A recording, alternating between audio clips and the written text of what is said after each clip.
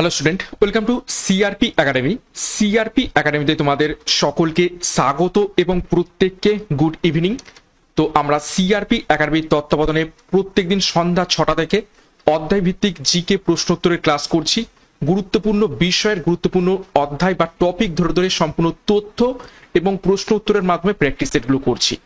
পরীক্ষাতে আসতে পারে এই ধরনের টপিক বা অধ্যায়, বা বিগত বছরের পরীক্ষায় যে টপিক থেকে প্রশ্ন এসেছে সেই টপিক ধরে ধরে আমরা ক্লাস করছি, যাতে আমাদের ম্যাক্সিমাম প্রশ্ন পরীক্ষাতে কমন পেতে পারি। এবং আপকামিং কলকাতা পুলিশ বলো, ওয়েস্ট বেঙ্গল পুলিশ বলো, ক্লার্কশিপ, ডাব্লিউবিপিএসসির অন্যান্য যে এক্সাম রয়েছে, মিসলেনিয়াস, আইডি ও ডাব্লিউবিসিএস, রেলওয়ের যে এক্সামগুলো রয়েছে, আপকামিং এনটিপিসি, গ্রুপ ডি, সমস্ত পরীক্ষার জন্যই এই সমস্ত অধ্যায়ভিত্তিক জিকে প্রশ্নোত্তরের ক্লাসগুলো খুবই ইম্পর্টেন্ট। এবং আজকের টপিক জিওগ্রাফির উপর থেকে ভারতের মৃত্তিকা বা সয়েলের উপর থেকে ভারতের কোথায় কোন প্রকার মৃত্তিকা দেখতে পাওয়া যায়, কোন মৃত্তিকার কি গুরুত্ব, সমস্ত কিছু আজকের এই ক্লাসে দেখে নেব। তো শুরু থেকে শেষ পর্যন্ত দেখবে, খুবই গুরুত্বপূর্ণ ক্লাস। এবং সিআরপি একাডেমিতে নতুন হয়ে থাকলে চ্যানেলটিকে সাবস্ক্রাইব করে পাশের বেল আইকনটা প্রেস করে রাখবে, সাথে টেলিগ্রামে যুক্ত হয়ে যাবে। তো যাই হোক, আজকের ক্লাসে কি কি গুরুত্বপূর্ণ প্রশ্ন তো রয়েছে, সেগুলো এক এক করে দেখে নেওয়া যাক। প্রত্যেকটা প্রশ্ন চলাকালীন তোমরা নিজেরাই সঠিক উত্তরগুলো করার চেষ্টা করবে। ওকে, তো দেখো প্রথম প্রশ্ন কি বলছে, ভারতের মৃত্তিকা গবেষণাগার কোথায় অবস্থিত রয়েছে? চারটে অপশন রয়েছে, কলকাতা, দেরাদুন, ভোপাল এবং লখনৌ। তো ভারতের মৃত্তিকা গবেষণাগার কোথায় অবস্থিত? সঠিক উত্তর মিলিয়ে নাও, অপশন বি, দেরাদুনে। নেক্সট দেখো 2 নম্বর প্রশ্ন, ভারতের মরু মৃত্তিকা গবেষণাগার কোথায় অবস্থিত রয়েছে? আগেরটা কি ছিল? শুধুমাত্র ভারতের মৃত্তিকা গবেষণাগার, আর এটা কি বলেছে? ভারতের মরু মৃত্তিকা গবেষণাগার। তো প্রশ্নের মাধ্যমে মারপ্যাচ থাকবে প্রশ্নের মধ্যে। তো প্রশ্নের উত্তর করার আগে ভালো করে প্রশ্নটা দেখবে, তারপর উত্তর করবে। তো এখানে সঠিক উত্তর হয়ে যাবে কোথায়? সঠিক উত্তর হয়ে যাবে অপশন সি, যোধপুরে। দেখো অপশন সি গুলো একটু ডবল ব্র্যাকেট পড়ে গেছে, তার জন্য সরি। তো যাই হোক, উত্তর নিয়ে প্রয়োজন আমাদের। নেক্সট 3 নম্বর প্রশ্ন, ভারতের সবচেয়ে বেশি অঞ্চল জুড়ে আছে কোন মৃত্তিকা? চারটে মৃত্তিকা নাম দেওয়া রয়েছে, পলি মৃত্তিকা, লোহিত মৃত্তিকা, ল্যাটেরাইট মৃত্তিকা নাকি কৃষ্ণ মৃত্তিকা। তো সবচেয়ে বেশি অঞ্চল জুড়ে রয়েছে কোন মৃত্তিকা? সঠিক উত্তর হয়ে যাবে অপশন এ, পলি মৃত্তিকা। দেখো ভারতের প্রায় 46% স্থানে এই মৃত্তিকা দেখতে পাওয়া যায়, অর্থাৎ এই পলি মৃত্তিকা ভারতের 46% অঞ্চলে দেখতে পেয়ে থাকি। নেক্সট 4 নম্বর প্রশ্ন, নদী তীরবর্তী প্রাচীন পলিমাটিকে কি বলা হয়? প্রশ্নটিকে একদম ভিভিআই করো, খুবই গুরুত্বপূর্ণ প্রশ্ন। কি বলছে? নদী তীরবর্তী প্রাচীন পলিমাটিকে কি বলা হয়ে থাকে? তো সঠিক উত্তর হয়ে যাবে এখান থেকে অপশন এ, ভাঙর বলা হয়ে থাকে প্রাচীন পলি মৃত্তিকাকে। আর এই প্রাচীনের জায়গায় যদি নবীন হয়ে যায়, দেখো নদী তীরবর্তী নবীন বা নতুন পলিমাটিকে কি বলা হয়ে থাকে? খাদার। তো খাদার হচ্ছে কি? নবীন বা নতুন পলিমাটি, আর ভাঙর হচ্ছে কি? প্রাচীন বা বলা যেতে পারে পুরাতন পলিমাটি। ওকে, নেক্সট একটি গুরুত্বপূর্ণ ঘোষণা, সিআরপি একাডেমির তত্ত্বাবধানে বর্তমানে 4খানা গুরুত্বপূর্ণ ব্যাচ কোর্স লঞ্চ করা হয়েছে। আপকামিং কনস্টেবল পরীক্ষাকে লক্ষ্য করে পুলিশ তীরন্দাজ ব্যাচ এবং ইন্সপেক্টর পরীক্ষাকে লক্ষ্য করে বাহুবলী ব্যাচ, যেখানে তোমরা প্রিলি এবং মেন্স দুটোরই প্রস্তুতি একত্রে পেয়ে যাবে। পরীক্ষার সম্পূর্ণ সিলেবাস এবং এক্সাম প্যাটার্ন অনুযায়ী প্রত্যেকটা বিষয়ের প্রত্যেকটা অধ্যায় ধরে ধরে ডেসক্রিপটিভ প্যাটার্নের থিওরি এবং তার উপর প্রশ্ন উত্তর মক টেস্টের মাধ্যমে ক্লাসগুলো করানো হবে। সাথে আপকামিং এনটিপিসি, রেলওয়ে গ্রুপ ডির জন্য রেলওয়ে ফুল ব্যাচ কোর্স এবং এসএসসি জিডি পরীক্ষার জন্য এসএসসি জিডি ব্যাচ কোর্স, প্রত্যেকটা পরীক্ষার জন্যই একদম ডেডিকেটেড ব্যাচ কোর্স। এগুলো পরীক্ষার সেরা প্রস্তুতি নেওয়ার জন্য এখনই যুক্ত হয়ে যাও, যোগাযোগ করো 9647553612 নাম্বারে, বিস্তারিত ডেসক্রিপশন বক্সে পেয়ে যাবে। নেক্সট 5 নম্বর প্রশ্ন, পাঞ্জাবের নবীন পলিমাটি অঞ্চলে কি বলা হয়ে থাকে? পাঞ্জাবের নবীন পলিমাটি অঞ্চলকে কি বলা হয়ে থাকে? দেখো পাঞ্জাবে একটা বিশেষ নামে ডাকা হয়ে থাকে নবীন পলি মৃত্তিকাকে। সেটা সঠিক উত্তর হয়ে যাবে অপশন ডি, বেট। আর দেখো পাঞ্জাবের প্রাচীন পলি মৃত্তিকাকে কি বলা হয়ে থাকে? ধায়া। ওকে, তো আমরা নদী তীরবর্তী প্রাচীন পলি মৃত্তিকা কি দেখলাম? ভাঙর। নবীন পলিমৃত্তিকা কি দেখলাম? খাদার। আর পাঞ্জাবেই সেই নবীন পলিমৃত্তিকার একটা স্পেশাল নাম রয়েছে, সেটা হচ্ছে বেট। আর প্রাচীন পলিমৃত্তিকারও একটা স্পেশাল নাম রয়েছে, সেটা হচ্ছে ধায়া। নেক্সট 6 নম্বর প্রশ্ন। দেখো, নবীন পলিমৃত্তিকা খাদার ভারতের কোন রাজ্যে দেখতে পাওয়া যায়? নদী তীরবর্তী নবীন পলিমৃত্তিকার আমরা নাম জেনে গেছি, সেটা হচ্ছে খাদার। তো সেই খাদার ভারতের কোন রাজ্যে দেখতে পাওয়া যায় মূলত? তো সঠিক উত্তর হয়ে যাবে অপশন বি, উত্তরপ্রদেশ। দেখো, গাঙ্গেয় সমভূমির নবীন পলি মাটি খাদার বিশেষ করে উত্তরপ্রদেশ ও বিহারে দেখতে পাওয়া যায়। তো এই গাঙ্গেয় সমভূমি নবীন পলিমৃত্তিকাই হচ্ছে কি খাদার। নেক্সট 7 নম্বর প্রশ্ন। দাক্ষিণাত্যের লাভা মালভূমি অঞ্চলে ব্যাসল্ট শিলায় গঠিত মৃত্তিকাকে কি বলে? খুবই গুরুত্বপূর্ণ প্রশ্ন। দাক্ষিণাত্যের লাভা মালভূমি অঞ্চলে ব্যাসল্ট শিলায় গঠিত মৃত্তিকাকে কি বলে? তো সঠিক উত্তর হয়ে যাবে অপশন বি, কৃষ্ণ মৃত্তিকা। নেক্সট 8 নম্বর প্রশ্ন। কোন ধরনের মৃত্তিকা শারীরবৃত্তীয় শুষ্ক মৃত্তিকা নামে পরিচিত? সঠিক উত্তর কি হবে?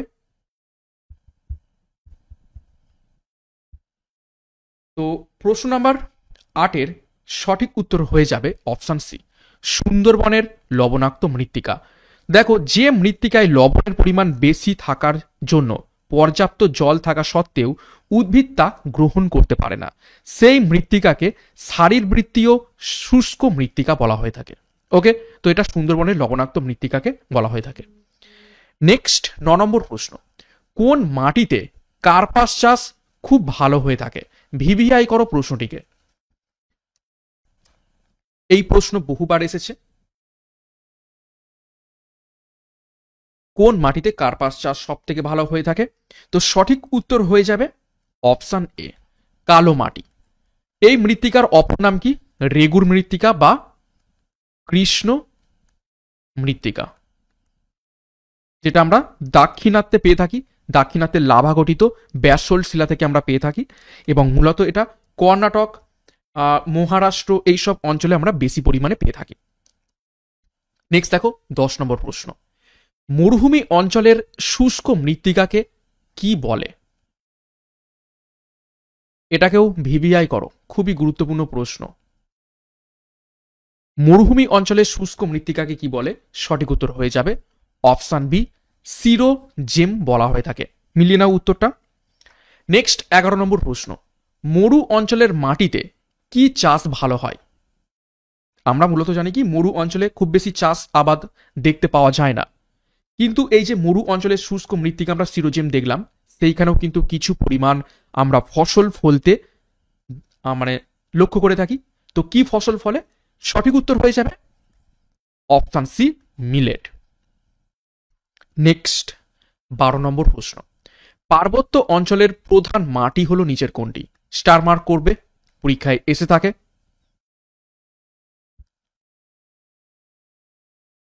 তো পার্বত্য অঞ্চলের প্রধান মাটি হলো, সঠিক উত্তর হবে অপশন এ, পটজল মাটি। দেখো, পার্বত্য অঞ্চলে প্রচুর বৃষ্টিপাতের জন্য গাছের ডালপালা ও পাতা পচে হিউমাস যুক্ত যে মাটি সৃষ্টি হয় তাকে পটজল বলে। হিউমাস মিন্স হচ্ছে জৈব পদার্থ, জৈব পদার্থ, ঠিক আছে। তো এই জৈব পদার্থ বিশিষ্ট যে মাটি তাকে পটজল মৃত্তিকা বলে, এবং এই পটজল মৃত্তিকার রংটা কিছুটা ধূসর রঙের হয়ে থাকে এই ডালপালা পচে মৃত্তিকা তৈরি হওয়ার জন্য। নেক্সট দেখো 13 নম্বর প্রশ্ন। পার্বত্য মৃত্তিকা কি প্রকৃতির হয়ে থাকে? পার্বত্য মৃত্তিকা আমরা কি দেখলাম এক্ষুনি? পটজল মৃত্তিকা, তাই না? পটজল মাটি। তো এই পটজল মাটি কি টাইপের হয়ে থাকে? সঠিক উত্তর হয়ে যাবে অপশন এ, মৃদু আম্লিক, অর্থাৎ পিএইচ 7-এর থেকে কম। দেখো, পার্বত্য অঞ্চলের মাটিতে চা, কফি, বিভিন্ন ধরনের মশলা এবং ফলের চাষ খুব ভালো হয়ে থাকে। 14 নম্বর প্রশ্ন, কোন মাটির গঠন মৌচাকের মতো? ভিভিআই করো প্রশ্নটিকে। 4 রকমের মাটির নাম দেওয়ার রয়েছে, অপশন দেখে সঠিক উত্তর কি হবে? কোন মাটির গঠন মৌচাকের মতো? সঠিক উত্তর হবে অপশন সি, ল্যাটেরাইট মাটি। 14 নম্বর প্রশ্ন, ভারতের কোন অঞ্চলে ঝুম চাষ বেশি হয়?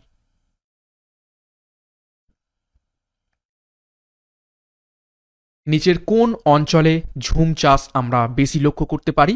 তো সঠিক উত্তর হয়ে যাবে অপশন ডি, উত্তর পূর্ব পার্বত্য অঞ্চলে ঝুম চাষ দেখতে পেয়ে থাকি। দেখো, ঝুম চাষ হলো স্থানান্তরিত কৃষি, অর্থাৎ ঝুম চাষ স্থানান্তরিত কৃষি নামেও পরিচিত। ওড়িশায় একে পোডু এবং কেরালায় একে পোনম বলে ডাকা হয়ে থাকে এই ঝুম চাষকে। নেক্সট 16 নম্বর প্রশ্ন, রাঢ় সমভূমি অঞ্চলে কোন প্রকার মাটি দেখা যায়? আজকের 50টা প্রশ্ন 50টাই খুবই গুরুত্বপূর্ণ। যদি এই 50টা প্রশ্ন ভালো করে করতে পারো, ভারতের মৃত্তিকা সম্পর্কিত যাই প্রশ্ন আসুক না কেন তোমরা করতে পারবে। তো সঠিক উত্তর হয়ে যাবে অপশন এ, ভাঙর। রাঢ় সমভূমি অঞ্চলে কোন প্রকার মাটি দেখা যায়? ভাঙর প্রকার। তো ভাঙর আমরা কি দেখেছিলাম? প্রাচীন পলি মাটি। খাদার কি দেখেছিলাম? নবীন পলি মাটি। ওকে, নেক্সট 17 নম্বর প্রশ্ন, কোন মাটির স্থানীয় নাম মোরাম? নিচের কোন মাটির স্থানীয় নাম মোরাম? সঠিক উত্তর অপশন সি, ল্যাটেরাইট মৃত্তিকা। 18 নম্বর প্রশ্ন, কাশ্মীর উপত্যকার কারেওয়া মাটি কি চাষের জন্য বিখ্যাত? তার মানে দেখো, এই প্রশ্নের মাধ্যমে আমরা দুটো জিনিস জানবো। এক, কি চাষের জন্য বিখ্যাত কারেওয়া মাটি, এবং কাশ্মীর উপত্যকাতে কি মাটি পাওয়া যায়? কারেওয়া মাটি পাওয়া যায় কাশ্মীর উপত্যকাতে। তো সঠিক উত্তর হয়ে যাবে অপশন সি, জাফরান চাষের জন্য বিখ্যাত এই কারেওয়া স্পেশাল মাটি। দেখো, কাশ্মীর উপত্যকার প্রাচীন পলি মাটি দ্বারা গঠিত অনুভূমিক স্তরযুক্ত হ্রদ সমভূমিকে কারেওয়া বলা হয়ে থাকে। ওকে, তো এটা খুবই গুরুত্বপূর্ণ। আমরা এক্সপ্লেনেশন বা ডিটেলস আমরা দেখতে পেলাম, তথ্য জানতে পারলাম। নেক্সট 19 নম্বর প্রশ্ন, কোন মাটিতে সিঙ্কোনা চাষ ভালো হয়? সিঙ্কোনা গাছ আমরা জেনে থাকি, সিঙ্কোনা গাছ থেকে কি পাওয়া যায়? কুইনাইন। কুইনাইন উপকার পেয়ে থাকি। কুইনাইন উপকার কিসে সাহায্য হয়? ম্যালেরিয়ার ওষুধ, ম্যালেরিয়ার ঔষধ তৈরি হয়ে থাকে কুইনাইন থেকে। তো এই সিঙ্কোনা গাছ সব থেকে বেশি চাষ হয় কোথায়? সঠিক উত্তর হবে অপশন বি, পটজল মৃত্তিকায়। কেননা সিঙ্কোনা গাছ আমরা দেখতে পেয়ে থাকি মূলত দার্জিলিং, শিলিগুড়ি এই সব অঞ্চলে, এবং দার্জিলিং শিলিগুড়ি অঞ্চল পার্বত্য এলাকা, এবং পার্বত্য এলাকায় আমরা কি থেকে থাকি? পটজল মৃত্তিকা দেখতে পেয়ে থাকি। 20 নম্বর প্রশ্ন, ল্যাটেরাইট মাটির প্রধান ফসল হলো নিচের কোনটি? অর্থাৎ ল্যাটেরাইট মৃত্তিকাতে কোন ধরনের ফসল আমরা চাষ হতে দেখতে পেয়ে থাকি? সঠিক উত্তর হয়ে যাবে, মিলিয়ে নাও, অপশন এ, চীনা বাদাম। 21 নম্বর প্রশ্ন, তরাই অঞ্চলের মৃত্তিকার অপর নাম কি? এই প্রশ্নকে ভিভিআই করো। তরাই অঞ্চলের মৃত্তিকার অপর নাম কি? ভাঙর আমরা দেখেছি কি প্রাচীন পলি, খাদার আমরা দেখেছি কি নবীন পলি। তো তরাই অঞ্চলের মৃত্তিকার অপর নাম হবে ভাবর। 21 আমরা দেখব, ভারতের কোন রাজ্যে ল্যাটেরাইট মৃত্তিকা দেখতে পাওয়া যায়? মূলত কোন রাজ্যে আমরা ল্যাটেরাইট মৃত্তিকা দেখতে পেয়ে থাকবো ভারতের? সঠিক উত্তর দেখে নাও, অপশন ডি, কর্ণাটক ও কেরালা। নেক্সট 23, পিট মৃত্তিকা কোথায় দেখতে পাওয়া যায়? 4টে অপশন রয়েছে, উত্তরপ্রদেশের তরায়ে, উড়িষ্যার পাহাড়ি অঞ্চলে, রাজস্থানের মরুস্থলীতে, নাকি গুজরাটের দক্ষিণাংশে। তো পিট মৃত্তিকা দেখতে পাওয়া যায় অপশন ডি, গুজরাটের দক্ষিণাংশে। নেক্সট দেখো 24, গালিক হয় কোন মৃত্তিকাতে দেখা যায়?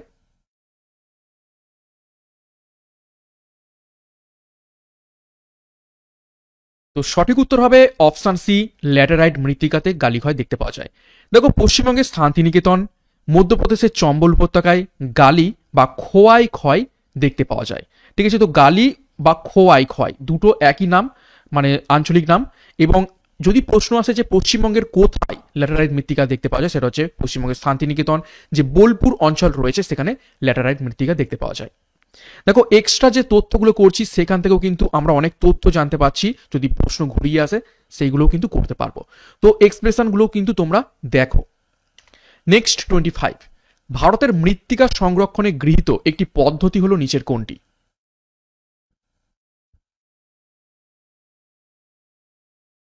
সঠিক উত্তর হবে অপশন বি, ফালি চাষ।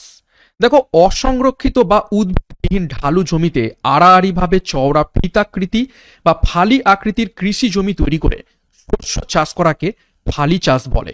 এই পদ্ধতিতে সিম, ডাল, সয়াবিন প্রভৃতি চাষ করা হয়ে থাকে। নেক্সট 26 আমরা দেখব, আদর্শ প্রোফাইল দেখতে পাওয়া যায় নিচের কোন মাটিতে? দেখো 4 ধরনের মাটি দেখা রয়েছে, ল্যাটেরাইট, চারনোজেম, পটজল এবং সিরোজেম। তো কোন মাটিতে আদর্শ প্রোফাইল দেখতে পাওয়া যায়? সঠিক উত্তর হয়ে যাবে অপশন ডি, পটজল মৃত্তিকা, যেটা আমরা পার্বত্য অঞ্চলে দেখতে পেয়ে থাকি। নেক্সট 27, কাকে মৃত্তিকা বিজ্ঞানের জনক বলা হয়ে থাকে?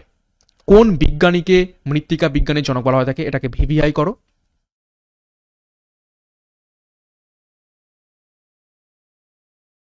সঠিক উত্তর হবে অপশন ডি, ডোকুচেপকে। 28, আববাহিকার ফলে সৃষ্ট শিথিল শিলাচূর্ণের স্তরকে কি বলে? আববাহিকার ফলে সৃষ্ট শিথিল শিলাচূর্ণের স্তরকে কি বলে? সঠিক উত্তর হবে অপশন বি, রেগোলিথ। 29, পিএইচ এর মান 7 থেকে কম হলে মাটি হয় কি রকমের? 4টে অপশন দেখো, প্রশমিত, লবণাক্ত, ক্ষারধর্মী নাকি অম্লধর্মী।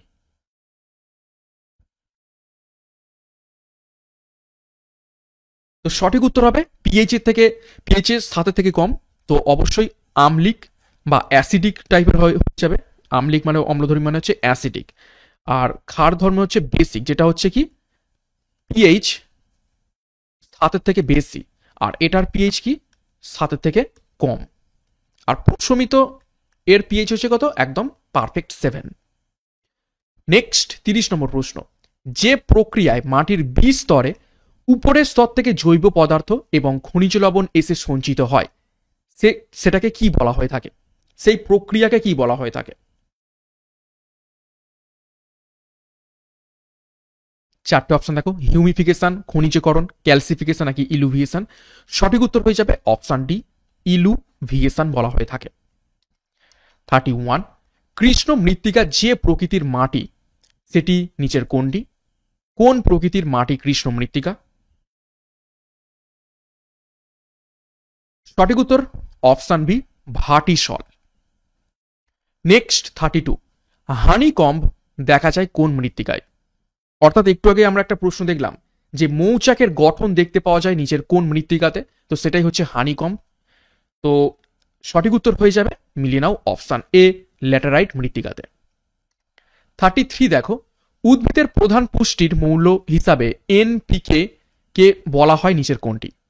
তো সবসময় মনে রাখবে একটা মাটি তত বেশি উর্বর হবে যদি সেই মাটিতে এনপিকে থাকে।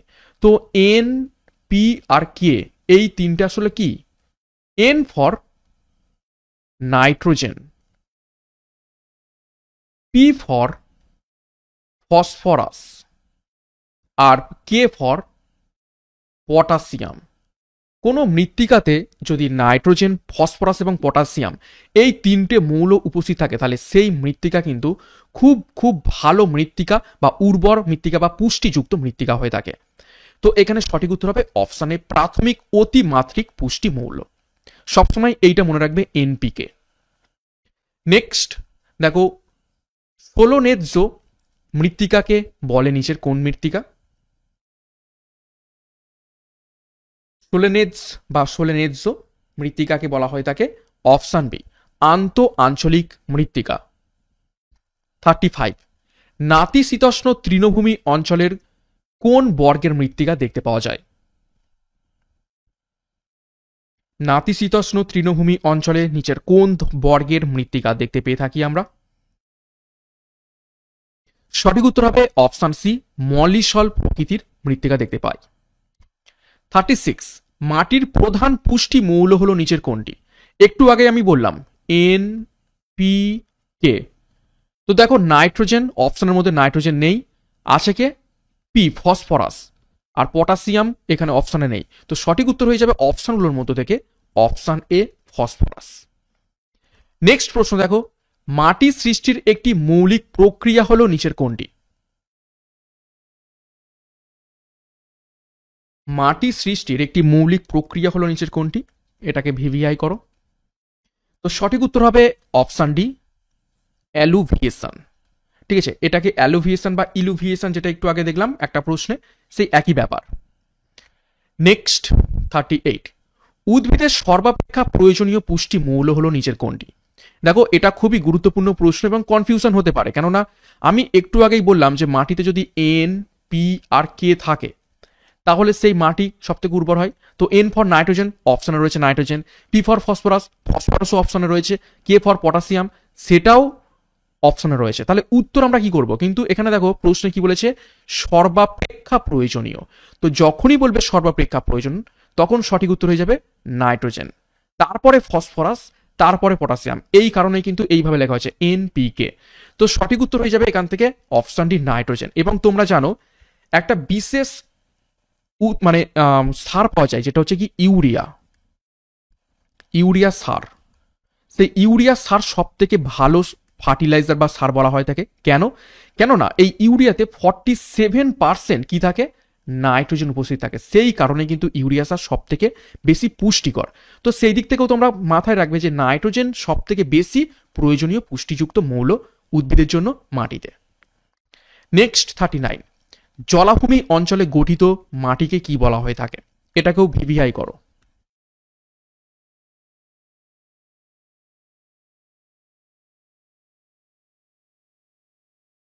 সঠিক উত্তর হবে অপশন বি, বগ মাটি। এই বগ মাটি আর কিছুই নয়, এটা হচ্ছে অ্যাকচুয়ালি পিট মাটি বা পিট মৃত্তিকা। পিট মৃত্তিকার অপর নাম হচ্ছে বগ মাটি। নেক্সট দেখো 40, চুনাপাথর অঞ্চলে সৃষ্ট ধূসর বর্ণের মৃত্তিকা হলো নিচের কোনটি?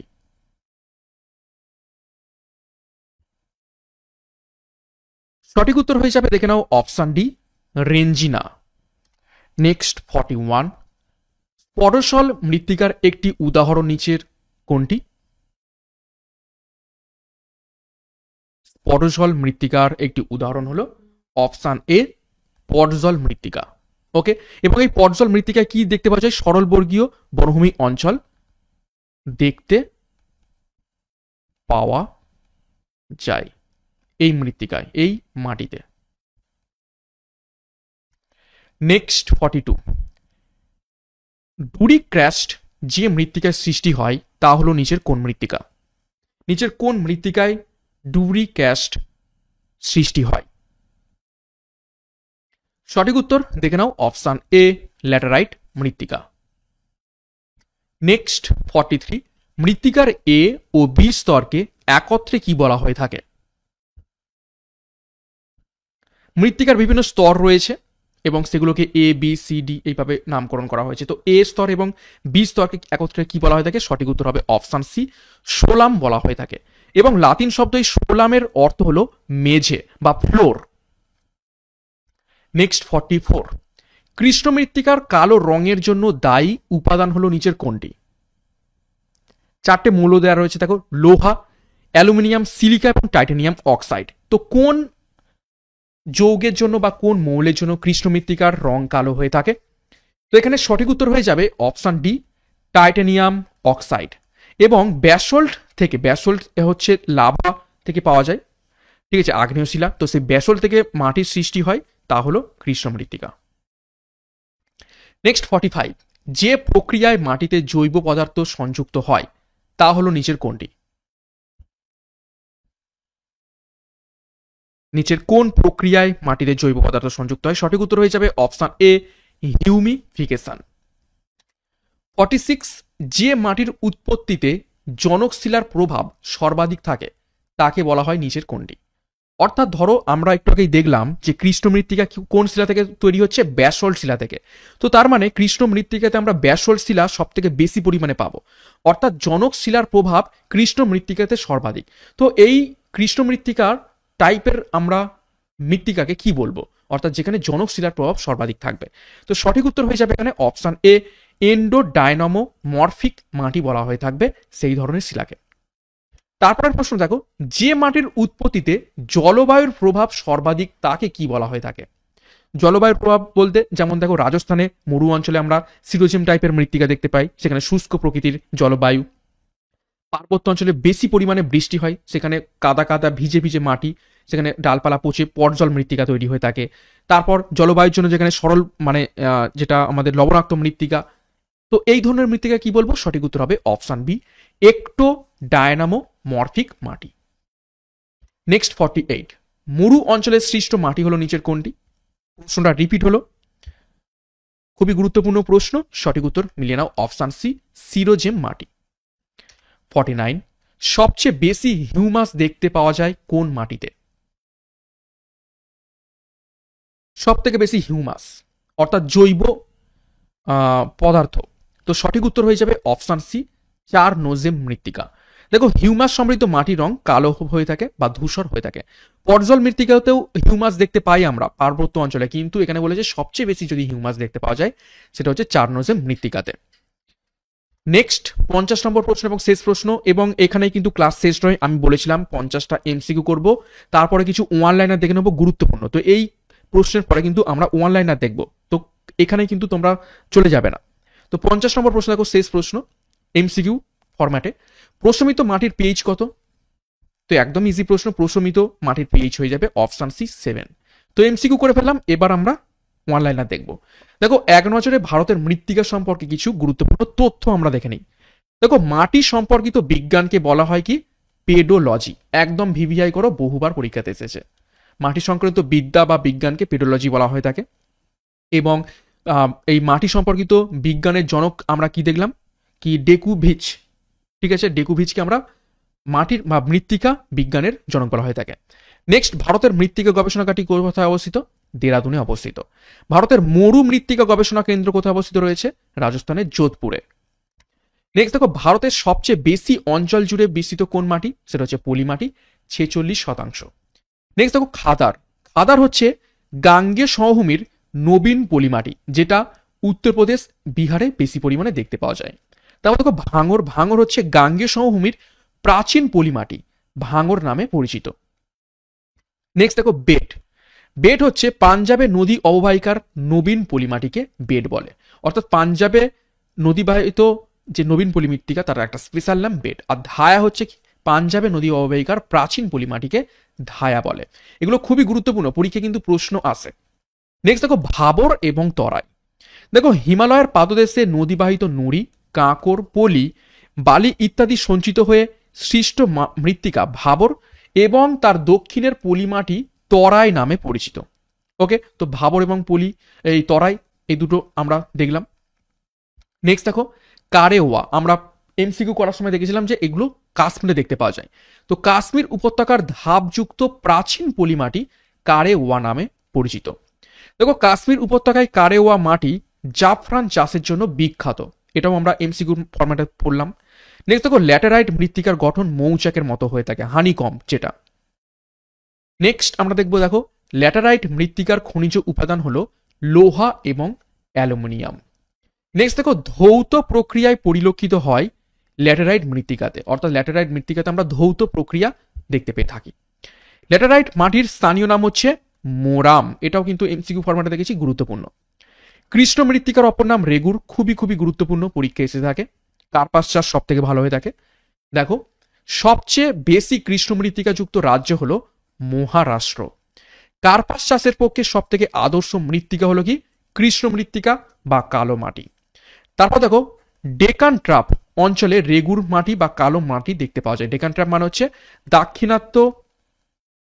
দাক্ষিণাত্য লাভা গঠিত কি মালভূমি, এবং এই কালো রং কিসের জন্য? আমরা একটু আগে দেখলাম টাইটানিয়াম অক্সাইডের জন্য রেগুর মাটির রং কালো হয়ে থাকে। নেক্সট দেখো ভারতের পার্বত্য অঞ্চলের প্রধান মাটি হচ্ছে কি? পটজল মৃত্তিকা। নেক্সট দেখো রুশ শব্দ পটজলের অর্থ হচ্ছে ধূসর। ওকে, তো এই মাটির রং ধূসর হয়ে থাকে এবং সেইখান থেকে এসেছে ধূসর মৃত্তিকা বা পটজল মৃত্তিকা। নেক্সট দেখো ফল ও মশলা চাষ বেশি হয়ে থাকে পার্বত্য অঞ্চলের মাটিতে বা পটজল মৃত্তিকাতে। নেক্সট দেখো হার্ড প্যান দেখতে পাওয়া যায় পটজল মৃত্তিকাতে। এটাকে ভিভিআই করবে, পরীক্ষায় আসতে পারে, গুরুত্বপূর্ণ যে কোন মৃত্তিকাতে হার্ড প্যান দেখতে পাওয়া যায়, সেটা হচ্ছে পটজল মৃত্তিকাতে। নেক্সট দেখো ভারতের মরু অঞ্চলের মৃত্তিকা কি নামে পরিচিত? সিরোজেম, দেখেছি এটা। নেক্সট দেখো মরু মৃত্তিকা বা সিরোজেম মাটিতে কি চাষ ভালো হয়ে থাকে? সেটা হচ্ছে মিলেট জাতীয় শস্য চাষ ভালো হয়ে থাকে, যেমন জোয়ার, বাজরা এবং রাগি। নেক্সট দেখো ভারতের ঝুম চাষ বেশি হয় কোথায়? উত্তর পূর্ব পার্বত্য অঞ্চলে সব থেকে বেশি আমরা ঝুম চাষ দেখতে পেয়ে থাকি। নেক্সট দেখো ঝুম চাষকে উড়িষ্যায় কি বলে? পডু, এবং কেরালায় পুনাম বলে ডাকা হয়ে থাকে। এবং পিট মৃত্তিকা দেখতে পাওয়া যায় কোথায়? কেরালা। এবং পিট মৃত্তিকার অপর নাম কি? বগ মাটি, যেটা আমরা অপশনে দেখেছিলাম। ঠিক আছে, তো এই ছিল আজকের গুরুত্বপূর্ণ ক্লাস তোমাদের জন্য। 50টা গুরুত্বপূর্ণ আমরা এমসিকিউ করেছি, 50-এর মধ্যে কার কত স্কোর হয়েছে, এবং সাথে আমরা গুরুত্বপূর্ণ অনেকগুলো ওয়ান লাইনারও দেখে নিলাম ভারতের মৃত্তিকা সম্পর্কে। এবং আজকের এই ক্লাসের মাধ্যমে যা প্রশ্ন করেছি, যা তথ্য জেনেছি, আশা করছি ভারতের মৃত্তিকা সম্পর্কিত যদি কোনো রকম প্রশ্ন পুলিশ পরীক্ষা সহ অন্যান্য পরীক্ষাতেও আসে, তোমাদের প্রবলেম হবে না, এখান থেকে অবশ্যই কমন পেয়ে যাবে। ক্লাসটা শেষ করব তার আগে আরো একবার গুরুত্বপূর্ণ ঘোষণা। সিআরপি একাডেমির তত্ত্বাবধানে বর্তমানে 4খানা গুরুত্বপূর্ণ ব্যাচ কোর্স রয়েছে।